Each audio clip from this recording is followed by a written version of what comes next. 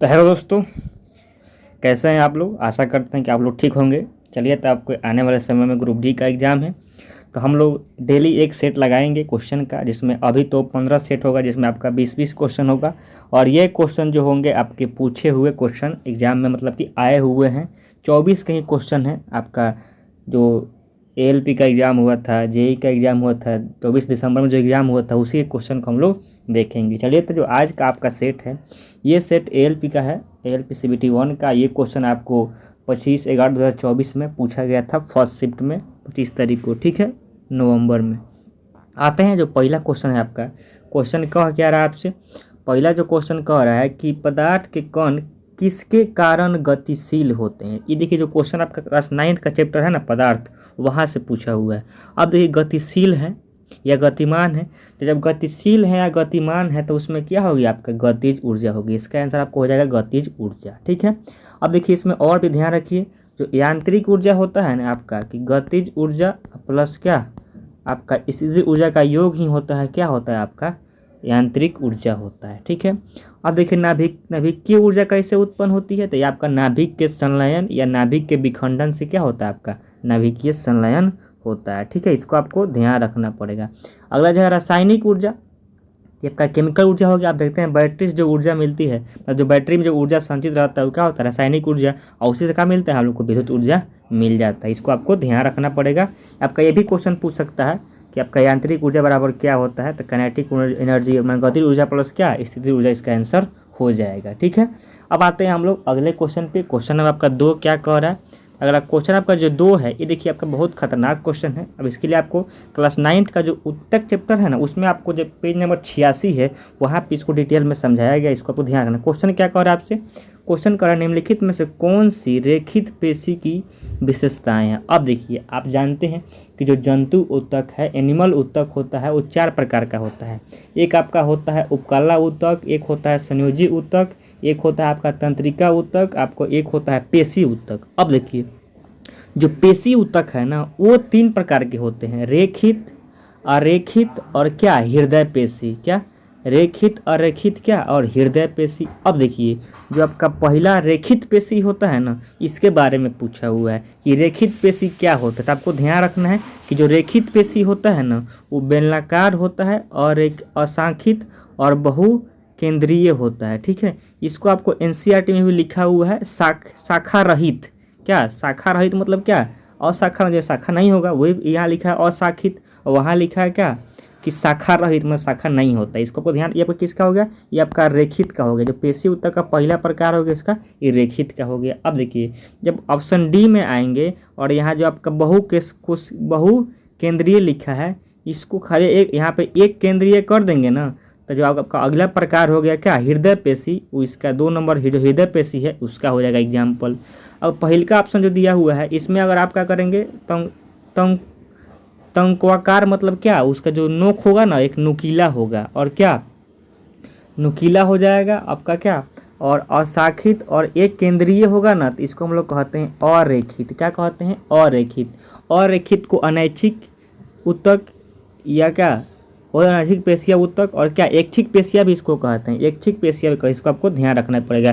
Class 9th का जो chapter है, एनसीईआरटी का उत्तक चैप्टर है, उसको जाकर पलटिएगा, उसमें आपको लिखा हुआ है इस तीनों के बारे में, रेखित पेशिया के बारे में। क्या, जो रेखित पेशिया और जो पेशिया ऊतक होते हैं वो 3 प्रकार के होते हैं, तीनों के बारे में समझाया कि उसको आपको यहाँ से देख लेना है।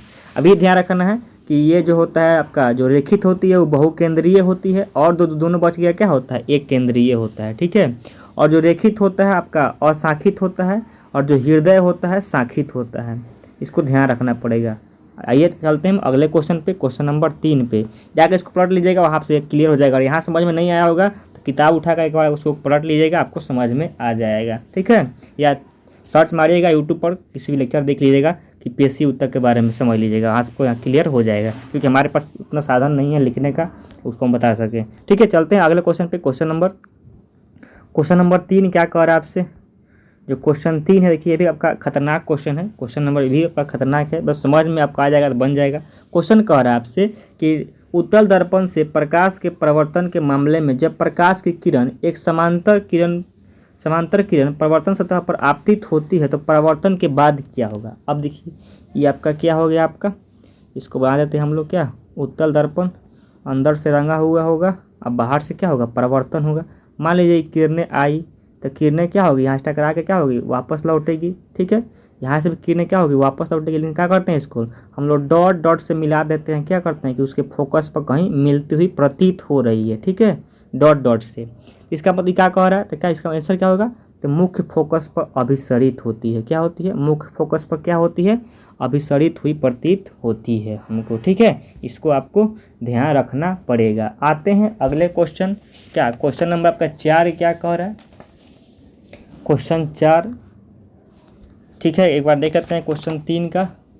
क्वेश्चन 3 का आपको जी है क्या, यहाँ पे अभिसरित हो रही है, नहीं यहाँ अभिसरित नहीं हो रही है, क्या है, इधर बाहर जा रही है ना जी, क्या हो रही है, अपसरित हो रही है। इसका आंसर जो होगा ये डी नंबर नहीं होगा, क्या इसका आंसर आपको डी नहीं होगा, आपका ऑप्शन बी हो जाएगा। इसको ध्यान रखना, अभिसरित नहीं हो रही है, तो बाहर जा रही है ना, वो मिलती प्रतीत हो रही है। इसका ऑप्शन क्या होगा, 3 का आपको बी नंबर हो जाएगा। मतलब मुख्य फोकस पर अपसरित, मतलब कि वहाँ आके मिल नहीं रही है, वो बाहर फैल रही है। इसका मतलब क्या होगा, फैलती हुई प्रतीत हो रही है। क्या हो रही है, फैलती हुई प्रतीत हो रही है। इसको आपको ध्यान रखना पड़ेगा। ठीक है, आते हैं क्वेश्चन नंबर 4 क्या कह रहा है आपसे।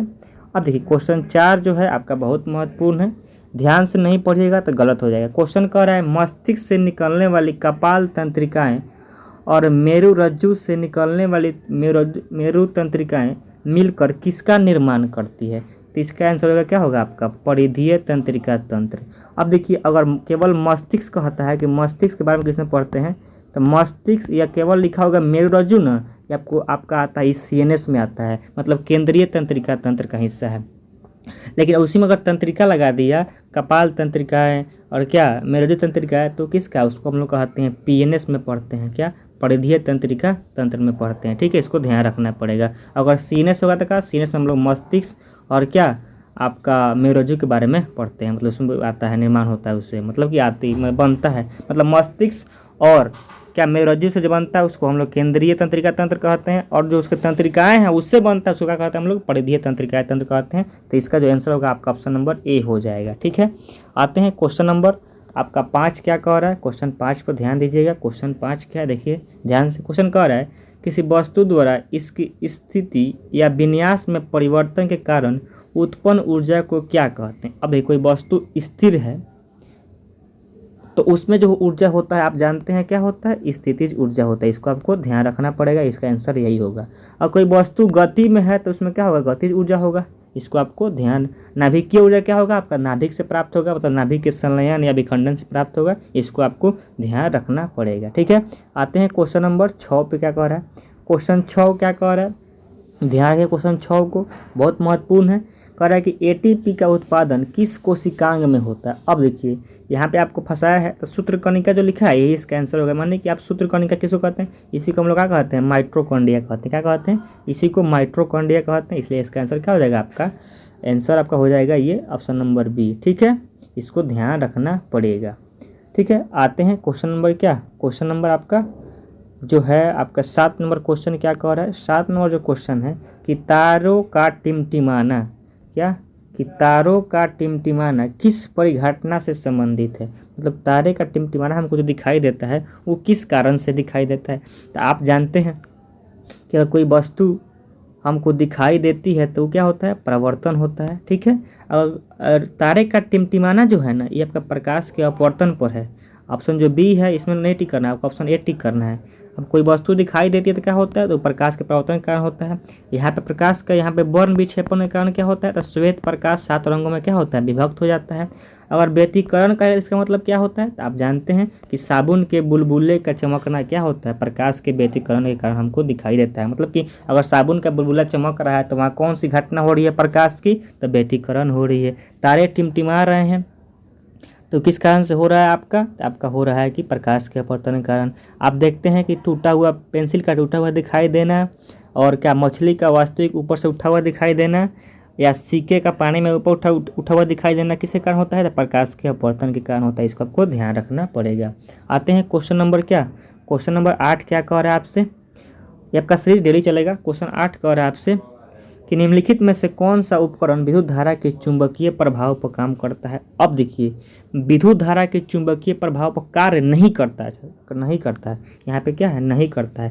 तो इसका आंसर जो होगा ना चुंबकीय द्विध्रुव सूचक होगा। तो आप जानते हैं इसका उपयोग हम लोग दिशा पता लगाने के लिए, मतलब कि पृथ्वी के चुंबक से इसका चुंबक पर मतलब ये पालन करता है, मतलब उससे उसको बताता है। आप देखते होंगे कि दिशा का पता करने के लिए इसी का उपयोग हम लोग करते थे, पहले के ज़माने में इसी का उपयोग होता था। तो क्या होता है आपका विद्युत चुंबकीय प्रकार, मतलब विद्युत मतलब जो पृथ्वी होता है उसके चुंबक पर आधारित होता है, विद्युत धारा के चुंबकीय आधार पर आधारित नहीं होता है। ठीक है, और देखिए और भी जान लेते हैं ऑप्शन के बारे में। ऑप्शन का और डिस्कशन कर लेते हैं। जो माइक्रोफोन होता है ये ध्वनि ऊर्जा को विद्युत ऊर्जा में बदलता है। विद्युत जनित्र होता है क्या करता है आपका, तो यांत्रिक ऊर्जा को विद्युत ऊर्जा में बदलता है। विद्युत मोटर क्या करता है, तो विद्युत क्या करता है, विद्युत ऊर्जा को यांत्रिक ऊर्जा में बदल देता है। इसको आपको ध्यान रखना पड़ेगा। ठीक है, आते हैं क्वेश्चन नंबर 9। क्वेश्चन 9 कह रहा है, देखिए यहाँ पे क्वेश्चन 9 में देखिए आसान क्वेश्चन है। इस्त्री कह रहा है, जो हम लोग यूज नहीं करते हैं कपड़ा प्रेस करने के लिए, उसी को कह रहा है। और electric toaster, electric oven, electric केतली मतलब कि इलेक्ट्रिक का बर्तन जो खाना बनाने के लिए यूज होता है, इलेक्ट्रिक हीटर, इसको भी ध्यान रखना है। जैसे विद्युत उपकरण विद्युत धारा के किस प्रभाव पर कार्य करते हैं, तो किस पर प्रभाव काम करते हैं, तो आप जानते हैं विद्युत धारा के ऊष्मीय प्रभाव पर काम करते हैं। किसके प्रभाव करते हैं, तो विद्युत धारा के ऊष्मीय प्रभाव पर कार्य करते हैं। और एग्जाम्पल दे देगा आपको, बल्ब क्या करेगा, आपको बल्ब लिख देगा, फ्यूज लिख देगा, ये सब किस पर काम करता है, तो उसमें प्रभाव पर। इसका आंसर यही होगा। अब देखिए और भी जान लेते हैं हम लोग। जो चुंबकीय प्रभाव होता है विद्युत धारा का चुंबकीय प्रभाव, इस पर आपका काम करता है सेल या बैटरी लिखिए। चुंबकीय प्रभाव पर कौन कौन कार्य करता है विद्युत धारा के, तो विद्युत धारा का चुंबकीय जो प्रभाव होता है इस पर आपको कौन कौन काम करता है, तो आप जानते हैं कि कौन आपका वोल्ट मीटर, एमीटर, विद्युत घंटी, पंखा, मोटर, सब क्या होता है आपका चुंबकीय प्रभाव पर काम करता है। जो क्वेश्चन कर रहा है क्वेश्चन को आपका आंसर नंबर 1 हो जाएगा। इसको आपको ध्यान रखना है। आते हैं क्वेश्चन नंबर 10 पे। क्वेश्चन 10 क्या कह रहा है, क्वेश्चन 10 भी आपका कह रहा है कि 2.5 मीटर प्रति सेकंड स्क्वायर पर 10 किलोग्राम को त्वरित करने के लिए आवश्यक बल की मात्रा क्या होगी। अब देखिए आपको यहाँ से ध्यान रखना है कि जो का इसका कि त्वरण का मात्रक हो जाएगा मीटर पर सेकंड स्क्वायर, इसको ध्यान रखिएगा। अब देखिए जो फार्मूला आपका कह रहा है यहाँ पे, फार्मूला इसको हटाते हैं, आगे ऊपर कर देते हैं क्या, जो यहाँ पे फार्मूला है आपका, अब क्या बल निकालना है, तो आप जानते हैं फार्मूला ए बराबर क्या होता है, एफ बराबर आपका एम ए होता है फार्मूला। एम का मान दिया हुआ है 10, ए का मान कितना है, तो 2.5। ठीक है, देखिए इस पॉइंट को उड़ाएंगे तो नीचे 10 आएगा, तो इस 10 से 10 खत्म, कितना बच गया, 2.25 बच गया, मैंने 25 बच गया। अब बल का मात्रा क्या होता है, तो न्यूटन हो जाएगा। क्या हो जाएगा इसका आंसर, आपका 25 न्यूटन इसका आंसर हो जाएगा।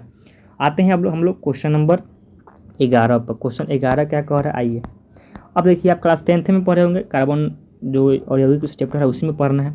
कह रहा है कि यौगिकों की एक ऐसी श्रृंखला जिसमें कार्बन श्रृंखला में स्थित हाइड्रोजन को एक ही प्रकार के प्रक्रियात्मक समूह या इसी को फंक्शनल ग्रुप कहते हैं या क्रियात्मक समूह कहते हैं प्रतिस्थापित करता है, तो उसे क्या कहते हैं, उसे हम लोग कहते हैं सजातीय श्रेणी। क्या कहते हैं, उसे सजातीय श्रेणी कहते हैं। अब देखिए अगर दो यौगिक होगा सजातीय श्रेणी क्या, तो उसमें CH2 का अंतर होता है, मतलब कि दो यौगिक के बीच में कितना अंतर होता है, तो एक C का और H2 का अंतर होता है। और अगर परमाणु द्रव्यमान देखिएगा तो उसमें कितना का अंतर होता है, तो परमाणु द्रव्यमान कितना का अंतर होता है, 14 का अंतर होता है।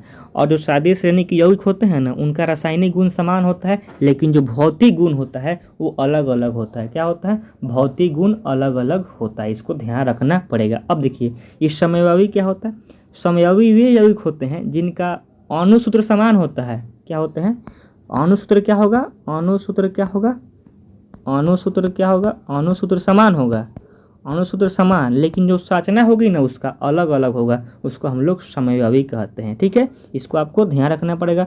अब देखिए श्रृंखलन क्या है, तो ये एक प्रकार का कार्बन का गुण है, जो मतलब क्या है, कार्बन के स्वयं से जुड़कर बड़े बड़े यौगिक मतलब बड़े बड़े चैन बनाने के मतलब बड़े बड़े यौगिक बनाता है अपने से खुद से जुड़कर, उसको हम लोग श्रृंखलन गुण कहते हैं कार्बन का। इसको आपको ध्यान रखना पड़ेगा। ठीक है, आते हैं क्वेश्चन नंबर क्या, क्वेश्चन नंबर 12 क्या कह रहा है आपसे। क्वेश्चन 12 जो कह रहा है आपसे, देखिए यहाँ पे कह रहा है कि जब हाइड्रोक्लोरिक अम्ल जल के साथ अभिक्रिया करता है तो क्यू इनमें से क्या, मतलब क्यू का मतलब यहाँ क्या प्राप्त होता है आपको, मतलब यहाँ वाट लिखना चाहिए, क्या प्राप्त होता है, तो इसका आंसर होगा आपका क्या, H3O+ और Cl- प्राप्त है। मतलब कि आप HCl का अभिक्रिया कराइएगा H2O जल के साथ, तो आपका H3O4 हाइड्रोनियम आयन और क्या क्लोरीन आयन बन जाएगा। इसको आपको ध्यान रखना पड़ेगा। अब देखिए अब इसके बारे में जान लेते हैं। HCl क्या होता है, तो HCl आपका क्या है, प्रबल अम्ल है, और H2SO4 भी प्रबल अम्ल है। नाइट्रिक अम्ल HNO3 भी क्या है आपका प्रबल अम्ल है, इसको ध्यान रखिएगा। प्रबल अम्ल का मतलब कि पूरी तरह से यह पानी में टूट जाता है, मतलब पूरी तरह से टूटकर हाइड्रोजन आयन देता है, इसको हम लोग प्रबल अम्ल कहते हैं, इसको आपको ध्यान रखना पड़ेगा। ठीक है, आते हैं अगले क्वेश्चन, क्वेश्चन नंबर 12।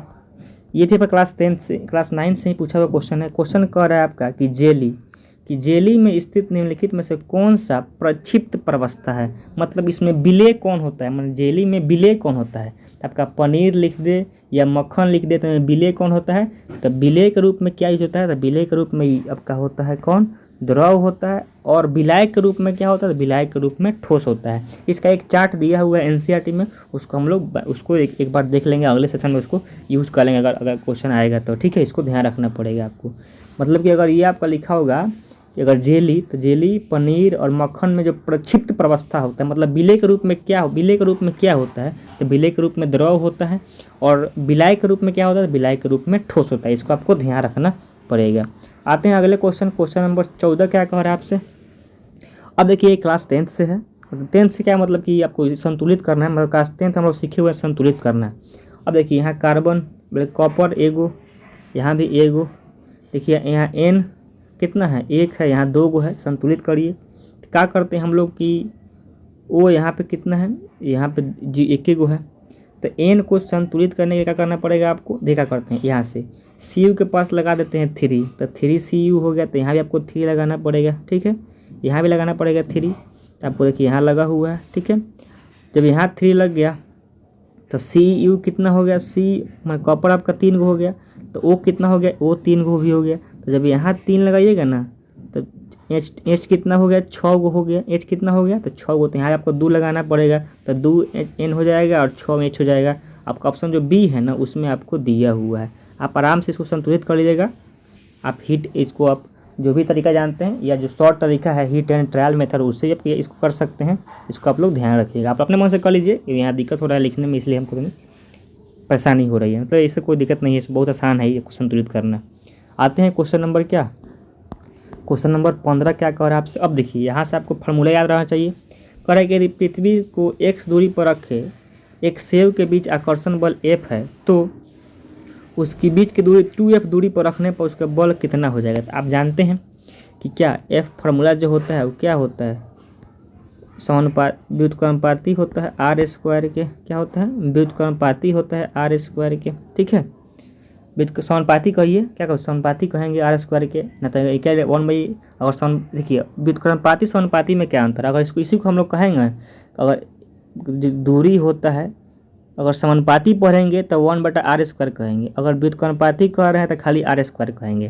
तो अब देखिए इसमें क्या होगा, या डायरेक्ट आप जानते हैं फार्मूला वो क्या, F बराबर क्या होता है, F बराबर G(m1 m2 बटा R²। अब देखिए दूरी दुगुना किए हैं ना, तो यहाँ 2 का स्क्वायर 4 हो जाएगा, मतलब 4 हो जाएगा, तो 4 जब ये अधिक होगा तो 4 घट जाएगा ना, तो क्या होगा, जो बल का मान होगा 1/4 हो जाएगा। क्या हो जाएगा, बल का मान क्या होगा 1/4 हो जाएगा, मतलब कि जितना बल लग रहा था उसका आधा का आधा हो जाएगा। ठीक है, इसको आपको ध्यान रखना पड़ेगा। आते हैं क्वेश्चन नंबर, बहुत आसान क्वेश्चन था, क्वेश्चन नंबर 16 क्या कह रहा है। तो ये क्वेश्चन जो 16 है आपका, ये कह रहा है आपसे ही कह रहा है क्वेश्चन, सुनिएगा। कह रहा है कि किसी परमाणु का परमाणु क्रमांक किसके बराबर होता है।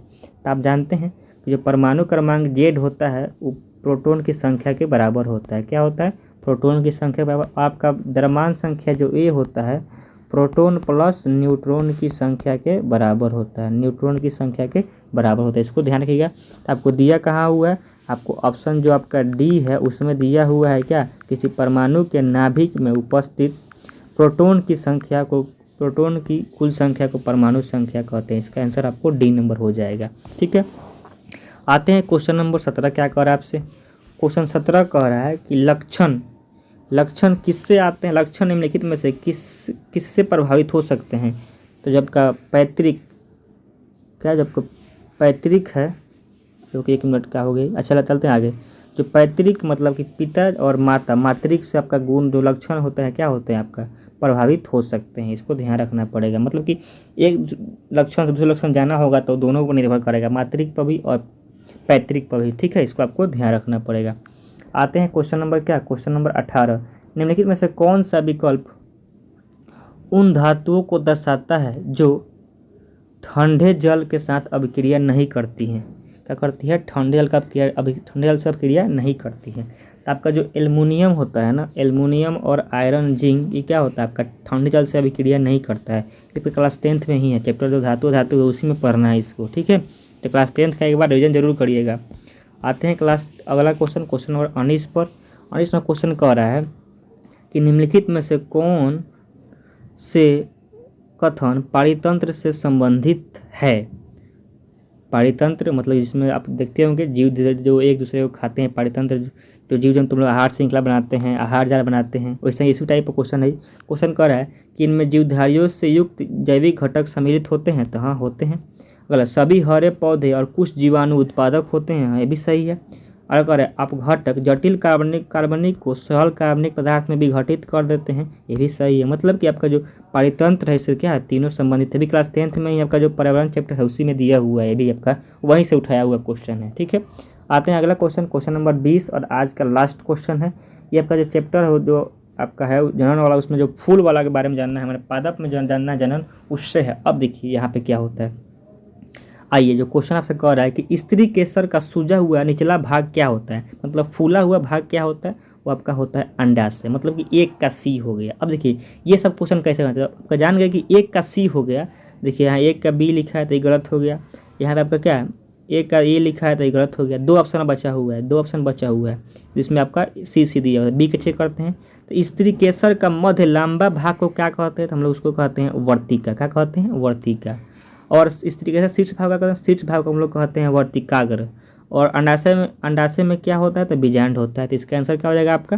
तो दो का बी नहीं होगा, दो का डी होगा। यानी कि आपका ऑप्शन नंबर जो डी है ये आपका सही है। आपका ऑप्शन सी भी गलत हो गया, ठीक है। आते हैं अब तक आपका लास्ट क्वेश्चन हो गया। चलिए तो इतना ही रहने देते हैं। अब हम लोग अगले सेट में मिलेंगे सेट नंबर 2 के साथ। जो अगले शिफ्ट का क्वेश्चन होगा वो देखते हैं वो क्वेश्चन कैसा था। आप बताइएगा आपका आज का क्वेश्चन कितना सही हुआ या आपने आज कितना सही किया, ठीक है। इसी तरह अगले हम लोग वीडियो में मिलते रहेंगे। चलिए, जय हिंद।